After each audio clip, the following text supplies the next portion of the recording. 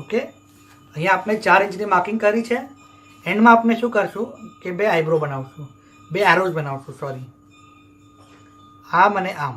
Okay, તો જો અગર આપણે ખોલશું તો આ પૂરું 8 ઇંચ થઈ જશે. ઠીક છે, હમણાં આપણે ફોલ્ડ પર કામ કરી રહ્યા છે. આ આપણે માર્કિંગ કરી કાઢી અને બરાબર પ્રેસ કરજો તાકે શું હલી ના જાય. હવે આપણે આને કટ કરશું. આપણે 3 ઇંચ નીચે ઉતરાય છે, આપણે આને 8 ઇંચની ચેન લગાડવાની છે. તો આપણે અહીંયા 3 ઇંચ પર માર્ક કર્યું છે, માંથી આપણે 4 ઇંચની લાઇન ડ્રો કરી છે, પછી આપણે 2 એરોઝ ડ્રો કર્યા છે. ઓકે, હવે આપણે આને કટ કરીએ.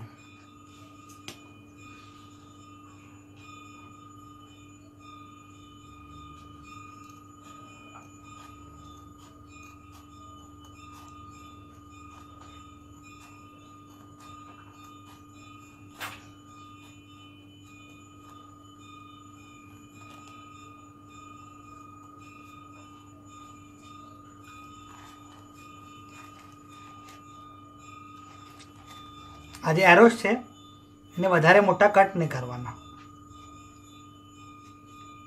ઓકે, આ આપણે કટ કરી લીધું. હવે નેક્સ્ટ આપણે શું કરશું, આ આપણે ઉલટું કરીએ અને આપણે આમ ફોલ્ડ કરશું, 1 અને 2.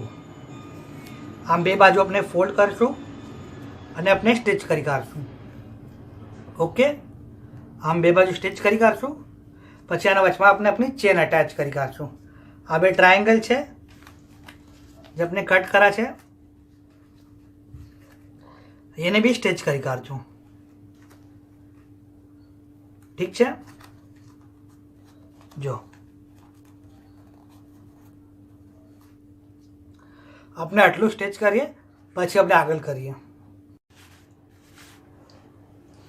આ આપણે એ સ્ટિચ કરી કાઢું છે. જો ઓકે, હવે આપણે આમાં આપણે ચેન અટેચ કરી કાઢશું. આ આપણી ચેન છે, થોડી ખોલી કાઢજો તો શું રનર અંદર આવી જાય.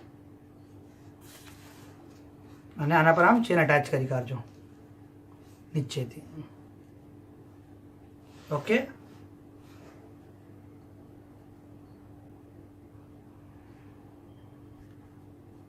હવે એના પર ચેન અટેચ કરી કાઢજો નીચેથી. ઠીક છે, ચેન અટેચ કર્યા બાદ આ ચેન છે